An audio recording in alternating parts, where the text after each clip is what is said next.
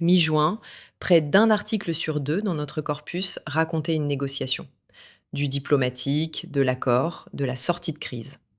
46%. Fin juillet, le militaire représentait les 2 tiers de la couverture. 65%. La même affaire. Le militaire était à 24% au départ. Il triple presque. Le diplomatique s'effondre. 46 à 12. 41% de la répartition totale a changé de registre d'après nos mesures, en 7 semaines. Conflit US-Iran, blocage du détroit d'Ormuz, accord annoncé à la mi-juin, frappes qui reprennent dès fin juin. 150 médias, 27 langues, 2478 articles, du 10 juin au 30 juillet 2026. Comment ce traitement a-t-il bougé ? Il y a des médias dans ce corpus qui ont retourné leur cadrage en cours de période. Pas à la fin, au milieu. On y revient avec les chiffres. Et dans le carnet de la rédaction, il y a une semaine précise où nos hypothèses ont tenu à un fil. On ouvre aussi. Le 10 juin, le récit s'ouvre sur une image très concrète. Le détroit d'Ormuz est bloqué. Des milliers de navires immobilisés. La presse, ce jour-là, prête ça comme une crise de navigation, pas encore comme une guerre. Toi Trade News, au Vietnam, le résume en une phrase. Et pourtant, le conflit existe depuis plusieurs semaines. L'Iran a fermé une grande partie du trafic maritime dans le détroit depuis fin février. La presse couvre une crise qui dure, pas une bombe qui vient de tomber. Dans les jours qui suivent, les annonces autour d'un accord se multiplient. Le 13 juin, un mémorandum d'entente semble à portée de main. Finalisation annoncée sous 24 heures, demande iranienne d'une centaine de milliards d'actifs gelés, réouverture du détroit sous 30 jours. Mais la prudence est déjà là. Ukrainska Pravda, le 13 juin. Et le même 13 juin, Israël frappe plus de 70 sites du Hezbollah. Des frappes qui figurent dans plusieurs récits du corpus. Le registre diplomatique est dominant, mais le registre militaire existe déjà, en fond. Autour du 15 juin, les articles commencent à comptabiliser les effets concrets. Baisse du pétrole de 4%, cessez-le-feu de 60 jours. Et une estimation qui circule dans la couverture. 7400 morts depuis le début du conflit. Le 16, 3 pétroliers iraniens franchissent le blocus. 4,8 millions de barils. Le 18 juin, l'accord est décrit en 14 points. Le 19, la signature du mémorandum est rapportée. Presse TV, la chaîne d'État iranienne, le traite sous l'angle de la légitimité retrouvée. Le SNSC s'engage à honorer les martyrs et sauvegarder les droits du peuple iranien. Et du côté américain, le 22 juin, le Congrès valide l'accord. 50 contre 48 au Sénat, 215 contre 208 à la Chambre. Des marges serrées. Les sanctions sur le pétrole iranien sont suspendues jusqu'au 21 août 2026. Le 24 juin, l'administration Trump présente une demande supplémentaire de 80 milliards de dollars, dont 672 millions pour l'élimination de l'uranium iranien et les inspections nucléaires. Le dossier nucléaire entre dans le récit officiel. À partir du 26 juin, les premières frappes américaines reprennent. Le 27, l'Iran lance 4 drones contre un navire marchand. 3 sont abattus. En 48 heures, le registre diplomatique commence à céder du terrain. Le 29 juin, c'est la journée où les deux registres coexistent le plus directement dans notre corpus. Infobae. Les États-Unis et l'Iran vont cesser les hostilités et reprendre des discussions techniques. Estadao, au même moment, le Kikou, un navire panaméen frappé par des drones, et Bahreïn, visé. Donc en 20 jours, du 10 au 29 juin, on passe d'une crise de navigation à un accord signé, puis aux premières frappes qui remettent tout en question. Dans les données, le militaire commence à remonter. Attends, tu dis que le militaire commence à remonter le 29. Mais dans nos données, il partait de combien ? De très bas. Sur toute la période, nos mesures donnent le même tableau pour les grandes rédactions. TASS, 220 articles à registre diplomatique contre 18 militaires. Al Jazeera, 87 diplomatiques contre 5. Ces chiffres ne disent pas que la guerre n'existait pas. Ils disent comment la presse a choisi de cadrer le sujet dans les premières semaines. Et Courrier International ? 24 diplomatiques contre 5 militaires. Chez ces grandes rédactions, le déséquilibre est massif. Pas chez toutes, on le verra. Dans les textes, c'est très visible le 13 juin. LB.UA écrit que les négociateurs se sont rapprochés d'un accord signable dans les prochaines 24 heures. Le format électronique prêt ce soir-là. C'était le registre de la veille de signature. Le même 13 juin, El País cite Baghai, le porte-parole iranien des Affaires étrangères, qui dit autre chose. Pas dimanche, prudence sur les dates, aucune échéance fixée. L'imminence côté Kiev, la retenue côté Madrid. La presse n'était pas unanime, même sur le calendrier. C'était déjà 2 récits sur le même fait. Et le lendemain, le 14 juin, TASS sort la déclaration Trump mot pour mot. Cela pourrait être le début d'une longue et belle paix, ne gâchons pas tout. RT annonce que les deux pays ont acté un accord pour mettre fin au conflit. C'est l'apogée du registre diplomatique. À partir du 15, l'accord existe sur le papier. Le South China Morning Post acte la signature électronique par Trump et Vance. Mais dès le 18, TASS porte une friction entre Washington et Tel Aviv sur le rôle d'Israël dans l'accord. Et le 20 juin, le Washington Post rapporte qu'Israël a frappé des cibles du Hezbollah au Liban. La guerre régionale entre dans le cadre, comme un bruit de fond qui grossit. La semaine du 22, ça se confirme dans les articles. Le contenu change même si le registre reste diplomatique en façade. L'inspection nucléaire, les fonds gelés, les garanties sur Hormuz s'accumulent dans les récits. Et le 24 juin, TASS cite Trump qui se plaint du Sénat américain et de son vote sur les pouvoirs de guerre. Un vote qu'il juge mal choisi et dénué de sens. La politique intérieure américaine devient une variable de la couverture. C'est ça le trait de ces 2 premières semaines. Le diplomatique ne s'effondre pas, il s'alourdit. Chaque incident militaire régional entre comme une parenthèse qui grossit. Cet équilibre fragile de la couverture allait céder à partir de fin juin. Et ce basculement, fin juin, il se forme comment? En une semaine? Par palier, le 13 juin, 40 sources dans notre corpus suivent encore un horizon de 24 heures pour la finalisation. Et pourtant, les obstacles sont déjà là. Les frappes israéliennes qui continuent, les 100 milliards de dollars d'actifs gelés réclamés par Téhéran, les 30 jours annoncés pour la reprise totale du trafic dans le détroit. Le récit diplomatique tient en façade et commence à craquer par l'intérieur. Et la semaine d'après, ça reste sur les clauses. Le cessez-le-feu de 60 jours, le Liban. C'est ça. La couverture devient presque procédurière. On suit l'accord comme un chantier. Les délais, les garanties, les désaccords sur l'application. Et à partir du 22 juin, quelque chose change dans ce qu'on suit.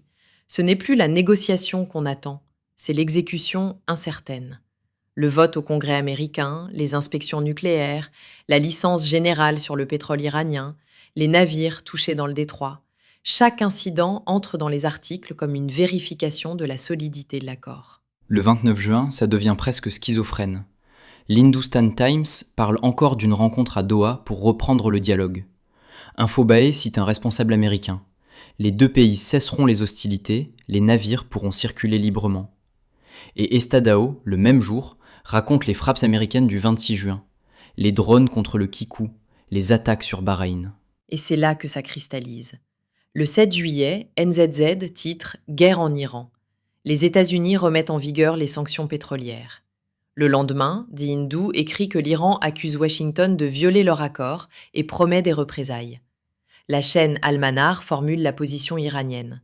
Les frappes et l'annulation de la licence pétrolière ont vidé le mémorandum de son contenu. Le protocole d'accord n'est plus un cadre fragile de sortie de crise. Il est devenu lui-même un objet de conflit. Et certains de ces médias vont complètement retourner leur cadrage d'ici à la fin de la période. On y vient. Les semaines du 13, du 20 et du 27 juillet ne clôturent pas ce déplacement. Elles l'installent. Les articles alternent entre relance diplomatique et annonce d'escalade, mais le centre de gravité de la couverture a bougé. Ce n'est plus un accord qu'on surveille, c'est une confrontation directe. Début juillet, ce déplacement s'accélère. Et la presse ne le commente pas, elle le vit. Les articles du 7 au 9 juillet vont installer un registre qu'on ne quittera plus. C'est quoi qui provoque le saut? Parce que fin juin, on avait encore des délégations techniques au Qatar, des mémorandums évoqués. 2 signaux simultanés. Le 7, la NZZ titre sur la remise en vigueur des sanctions pétrolières américaines contre l'Iran. C'est le signal économique. Et ce même jour, CNA publie la réponse iranienne. Le petit jeu des menaces ne fonctionne pas avec les Iraniens. Par conséquent, veuillez parler au peuple iranien avec respect. 2 lignes qui résument l'état du dialogue. Et le lendemain, le 8, Korea Times résume la nuit en une séquence. L'armée américaine a lancé de nouvelles frappes, quelques heures après que 3 navires marchands ont été touchés dans le détroit. C'est plus une diplomatie en difficulté. C'est une chronologie de guerre. Ce qui est frappant ce 8 juillet, c'est qu'on ne lit pas le même événement selon les rédactions. Korea Times situe les frappes dans la chronologie américaine, une réponse à des navires marchands touchés dans le détroit d'Ormuz. Zuindu publie sans détour la position iranienne. L'Iran a accusé Washington de violer leur récent accord et a promis des représailles. Même journée, 2 récits sans terrain commun. Et le détroit d'Ormuz devient le thermomètre. Les chiffres qui circulent dans les articles de la période, le 9 juillet, 23 navires passés. Une semaine avant, 47. Avant la guerre, 138 par jour en moyenne. Ces données commencent à structurer les récits plus que les communiqués. La mi-juillet confirme la rupture. Le 15, Jumhuriyet publie les déclarations sur les frappes en cours. Nous frappons tout ce qu'ils possèdent le long de la côte. Ce soir, très durement. Demain aussi. La répétition dit l'état du conflit. Et le 19, Iran International en persan rapporte 2 soldats américains tués en Jordanie lors d'attaques de missiles iraniens. Des pertes humaines américaines, nommées, datées. Et là, Léa, The Express Tribune, le 24 juillet. Le Pakistan. 3 sources pakistanaises qui parlent d'une voie de reprise des pourparlers. Leur formulation, une guerre vieille de près de 5 mois. Pas 2 mois, 5. C'est la presse pakistanaise qui donne l'échelle du temps. Les derniers jours couverts, Le Monde et Mediapart décrivent les dernières frappes de la période. Des drones sur la base de Sheikh Issa à Bahreïn, des cibles sur les générateurs et les systèmes de navigation. Mediapart parle d'une lourde série de bombardements américains en représailles. Ce n'est plus le vocabulaire du mémorandum. C'est celui d'un conflit que chaque journée mesure à ses frappes et à ses silences. Frappe et silence.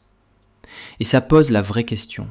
Ce glissement qu'on a mesuré, du diplomatique vers le militaire, sur 51 jours, 2478 articles, 150 médias. Qu'est-ce qu'il dit? Et surtout, qu'est-ce qu'il ne dit pas? Il dit d'abord que les objets couverts ont changé de nature. Pas nécessairement que les rédactions ont changé d'avis. Mi-juin, la grammaire dominante, c'est celle de la procédure. Le 15 juin, dans le South China Morning Post, Trump et Vance ont signé électroniquement le protocole d'accord avec l'Iran pour rouvrir officiellement le détroit d'Ormuz. Signature, garantie, réouverture, conditionnalité. Un texte à appliquer, pas un front à tenir. Et dans nos mesures, le déplacement est net. Les chiffres qu'on citait tout à l'heure, TASS ou Al Jazeera, prennent tout leur sens posé sur la durée. Le gros du volume diplomatique précède la bascule. Infobae suit le même profil.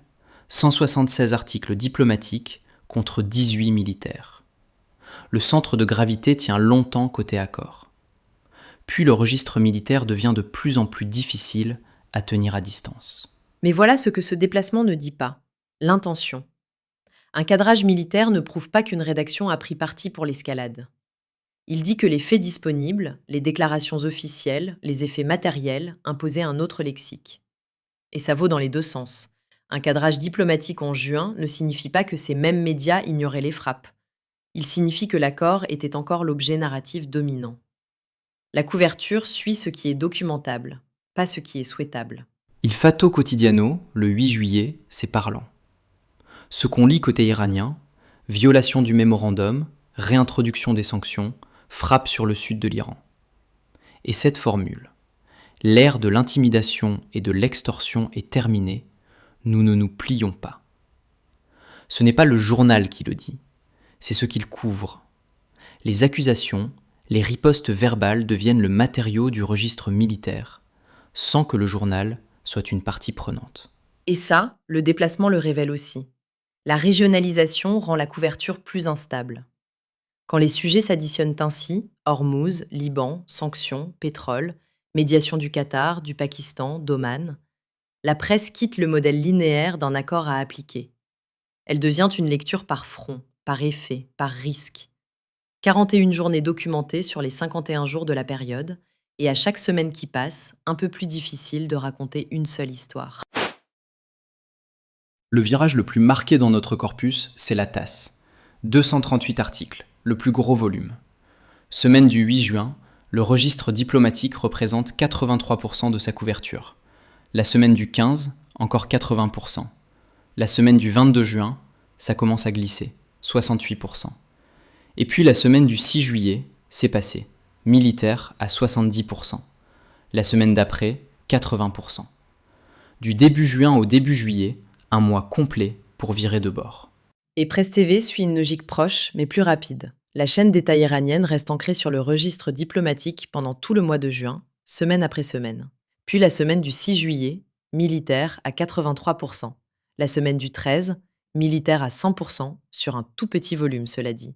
En 7 jours, le registre dominant change complètement. Dans notre corpus, juillet a tiré la couverture iranienne officielle dans un sens très net. Ce qui m'a surpris, c'est Asharq al-Awsat, le quotidien panarabique de Londres. Dans notre corpus, 5 articles en registre diplomatique, 12 en registre militaire. Le sens du virage est le même que chez les autres, diplomatique dominant en première moitié, puis militaire. Mais le volume fait l'inverse. Chez la TASS, le gros des articles précède la bascule. Ici, l'essentiel vient après, côté opération.